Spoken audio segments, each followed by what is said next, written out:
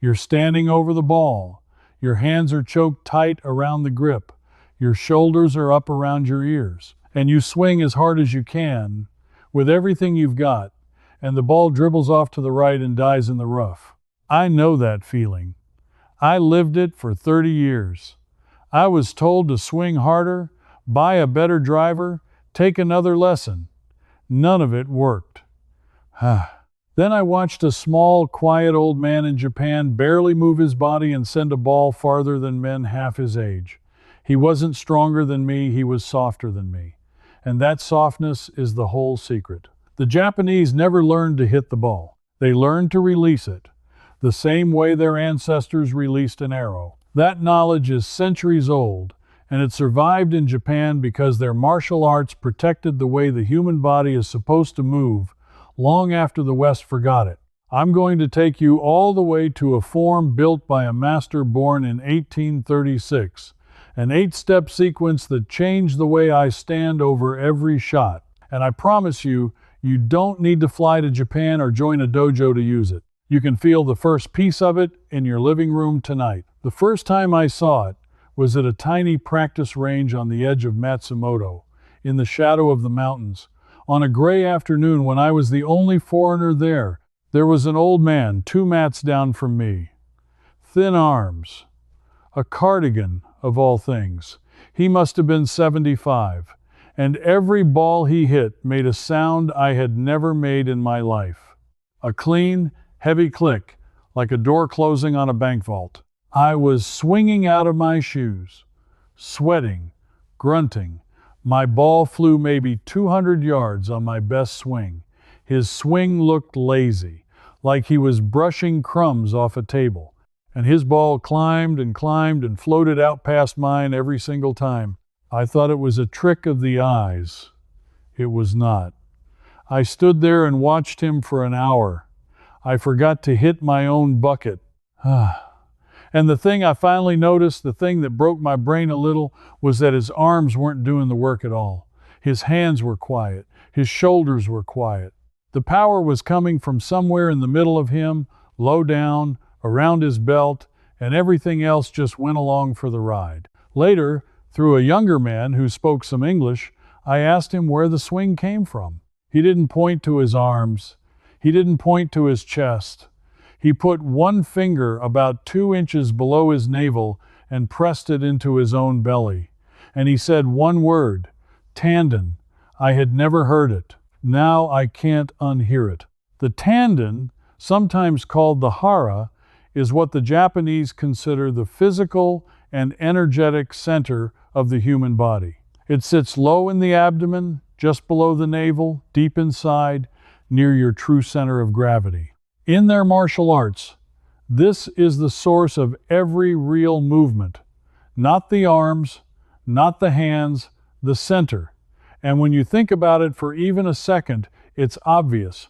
A door doesn't open by its edge flapping around. It opens by turning on its hinge. That old man was the hinge.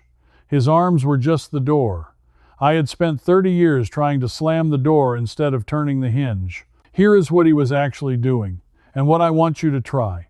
Stand up, put your hand 2 inches below your belly button. Now, instead of starting your golf swing with your hands or your shoulders, imagine that little spot turning first, and everything else follows a split second later. The hands are last, not first. The center leads. The arms are quiet. When I finally did it right, weeks later, the ball made that vault door click for the first time in my life. It felt like I'd done nothing at all. That's the strangest part. Real power in the golf swing does not feel like effort. It feels like letting go. But here is what nobody had ever told me. And this is where I started to get a little angry. This knowledge is not new. It is not hidden in some secret scroll. It is the foundation of how the human body has moved for thousands of years. So why had I never heard it in 3 decades of golf? Because there is no money in telling you to relax. Think about it. You cannot sell relaxation. You cannot put softness in a shiny box on a shelf. The entire modern golf business is built on the opposite message. Swing faster, Buy the driver that promises 10 more yards. Buy the shaft, the launch monitor, the glove, the training aid with the beeping sensor. I spent, and I am not exaggerating, well over $4,000 on equipment across those years, chasing yards that a 75-year-old man in a cardigan already had for free. The center costs nothing. So nobody's selling anything wants you thinking about it. They want your attention on your equipment because your equipment is where your wallet is. And it goes deeper than clubs. Somewhere in the last 50 years or so, the Western idea of athletic power became almost entirely about muscle. Bigger muscles, more force, more speed, grip it and rip it. We turned the body into an engine you fill with effort. The Japanese never made that mistake because their understanding of movement came from the sword, the bow, and the empty hand, where a tense body is a slow body, and a slow body means you lose, or worse. They learned over centuries that tension is the enemy of speed, and nowhere is that truer than in your hands. The old man showed me my grip and actually laughed. Not unkindly, he took the club for me and held it up, and he squeezed it as hard as he could to imitate me, his knuckles white, and he shook his head. Then he held it his way, loose, barely closed, and he said another word through the young translator, tenouchi. Tenouchi is the art of the hand's inner grip. In Japanese archery, the way the hand holds the bow is studied for years. Years, not the crush, the exact living pressure that controls the weapon without strangling it. Too tight and the bow fights you. Too loose, and it flies out of your hand. There is a precise, gentle amount, and finding it is considered one of the highest skills in the whole art. Now here is the part that turned my skepticism into belief, because I am the kind of man who needs a number. When I got home, I went looking, and I found the research to back up exactly what that old man showed me. Studies on grip pressure in the golf swing have found that when players grip the club too tightly, their forearm muscles tense, and that tension actually slows the club head down. Tighten your grip and you lose speed. Loosen it, within reason, and the club moves faster and more freely through the ball. Read that again, because it is the opposite of everything you have been taught. Holding tighter makes you weaker. Holding softer makes you longer. The teachers of old Japan measured this in feel. The image passed down for generations is that you hold as if you were holding a small living bird, firm enough that it cannot fly away, soft enough that you do not crush it. If you have ever held a bird, or even a child's hand crossing the road, you already know that exact pressure. Your body knows it. We just forgot to bring it to the golf club. So here is your second thing to try, and you can do it right now with any club or even a broom handle. On a scale where 10 is squeezing for your life, most amateurs grip at about an 8 or a 9. I want you at a 4, maybe a 3, just enough that the club will not slip. The old man's grip, when I finally felt it, was so light it frightened me. I was sure the club would fly across the range. It never did, and the ball went farther than it ever had. But a soft center and soft hands still weren't the whole picture, because I tried both, and I still had days where it fell apart, where the timing was off and the click turned back into that ugly dribble. Something was still missing, and what was missing turned out to be the oldest secret of all. Older than golf, older than the sword. It was time itself. The Japanese have a word for it that has no clean English translation. Ma. It means the space between things, the pause, the interval, the emptiness that gives a movement its shape. In their music, in their theater, in their tea ceremony, the silence between two sounds is treated as being just as important as the sounds themselves, maybe more. And the golf swing is nothing but ma. It is the relationship between the time you take going back and the time you take coming down. That old man's lazy-looking swing was not lazy at all. It was perfectly timed. His backswing was long and unhurried. His downswing was quick.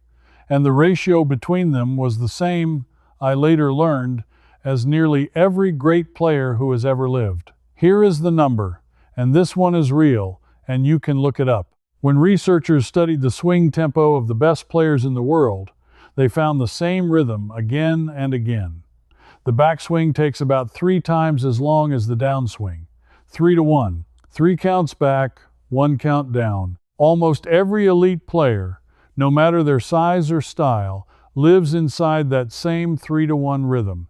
And that old man in the cardigan, who never saw a launch monitor in his life, had it perfectly. Because his whole culture is built on on the feeling of correct timing, on the pause that lets power gather before it releases. He didn't count. He didn't need to. He felt the interval the way you feel a familiar song. I did need to count at first. And so will you probably, and that is fine. In your backswing, say to yourself, slowly, 1, 2, 3, and in the downswing, just 1. Back on 3, down on 1. Long and smooth going up, free and quick coming down. That single rhythm did more for my ball striking than any driver I ever bought. Now, I know what some of you are thinking, because I thought it too. This all sounds lovely, but that man had a whole country and a lifetime of tradition behind him. I've got a garage, a bad back, and no time. This is for people who live in Japan, not for a busy man in an ordinary house halfway around the world. I want to stop right here and talk to you directly, because this next part is built for exactly that life. Your life, the real one, with the job and the aches and the 20 free minutes on a Tuesday evening. You do not need a golf course. You do not need a range. You do not even need a ball. Everything I have shown you so far, you can drill inside your own home this week, in your socks, in the space between your couch and your television. If you want to go deeper into all of this, the Tanden, the soft hands, the timing, and the full 8-stage sequence, I've put it together in a series of books called Japan Simple, Deep Japanese, and the full system, all available through the link in the description. Everything in those pages is built for the same kind of person watching this right now. Someone who suspects the real answers were already out there, just buried under a century of things being sold to you. Take a look when you're ready, and then come back, because what I'm about to show you is exactly why all of this was hidden in the first place. Here is the home routine that rebuilt my swing, and it cost me nothing. Take any club or a broom, or even just your empty hands clasped together. Stand in a doorway or an open bit of floor. First, find the center. Hand below the navel, feel that spot lead the turn. Do 10 slow turns, letting the arms trail behind the body. Second, find the bird. Set your grip at a 3 or a 4, that soft, living pressure, and just swing back and forth at half speed, feeling how free the club becomes when you stop strangling it. Third, find the rhythm. 1, 2, 3, back, 1, down. 20 of those, slow and musical, 10 minutes. That's the whole thing. No range fees, no lessons, no beeping gadget. I did it in front of the evening news, in my living room, every night for a month, and the first time I got back out to play, my friends asked me what I had bought. They assumed I had spent money. I hadn't spent a penny.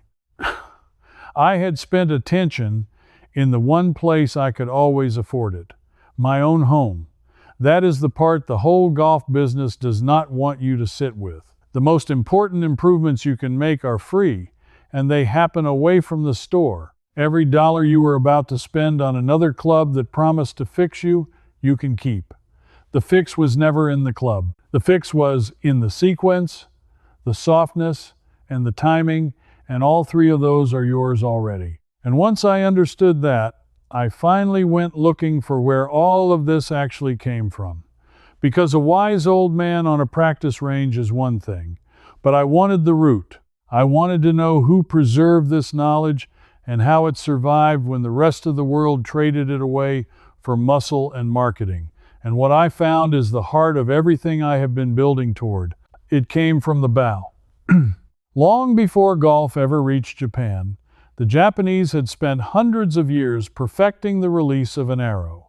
Their archery is not like the Olympic archery you picture. It is called kyudo, the way of the bow, and it is less a sport than a moving meditation. And in the 1800s, as the old warrior world was fading and these arts were in danger of being lost forever, a master named Honda Toshizane stepped in to save them. Honda Toshizane was born in 1836 and died in 1917. He served as an instructor at the Imperial University in Tokyo, and he is remembered as the man who rescued Japanese archery from disappearing during a time when the whole country was racing to modernize and throw the old ways out. He blended the battlefield styles with the ceremonial styles and created a form that ordinary people could learn, and by doing that, he kept 1,000 years of body knowledge alive. The school he founded still carries his name today, and at the center of what he preserved is a sequence, 8 steps.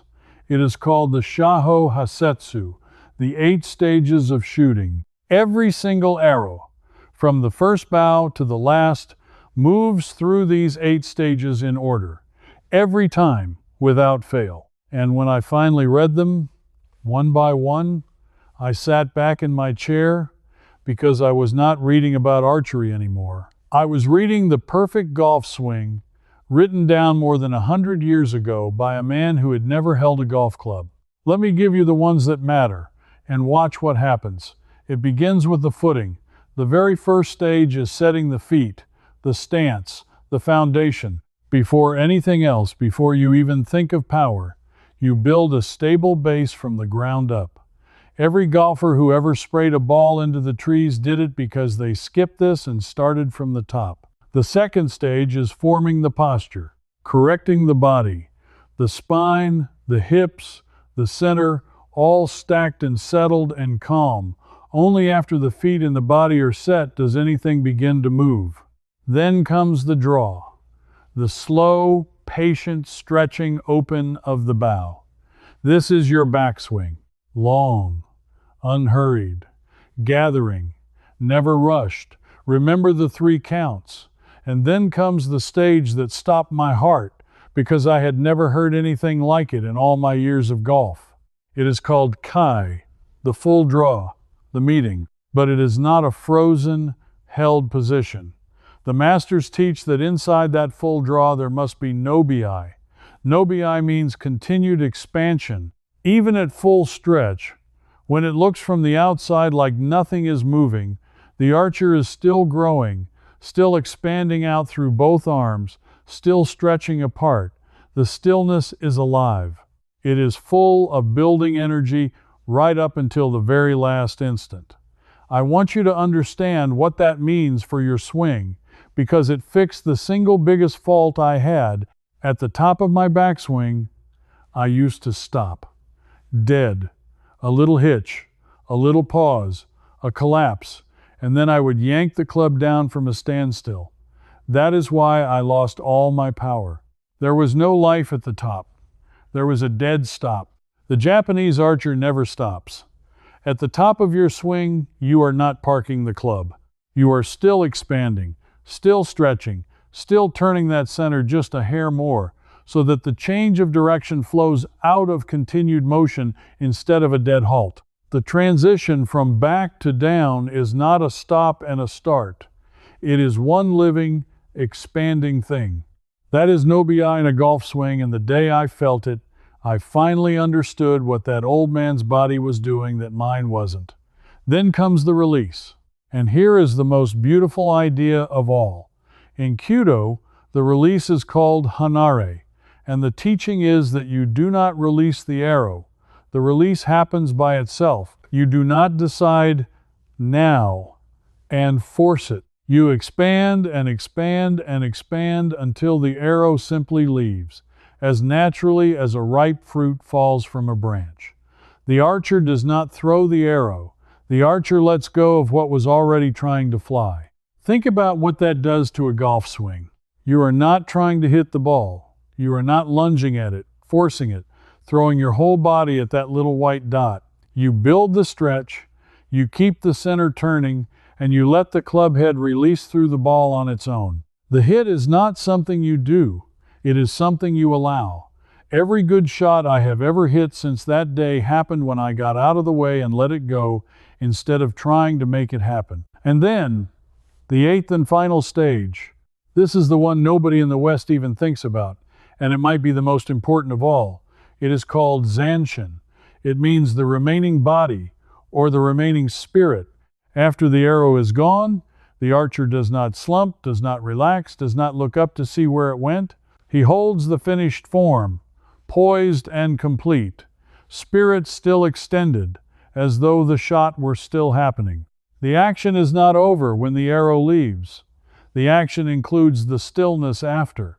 For a golfer, this is your finish, your follow-through. And I promise you, the quality of your finish tells the whole truth about the swing that came before it. When I started holding my finish, balanced, tall, still, watching the ball fly with my whole body quiet and complete, two things happened. My balance got better, because you cannot hold a finish you swung too hard to reach.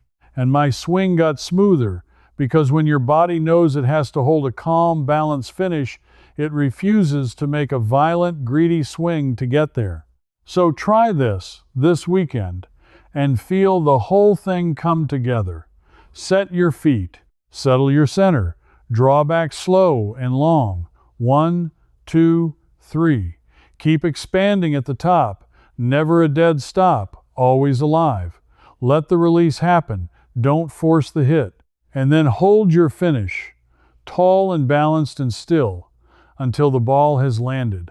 Footing, posture, draw, expansion, release, and remaining.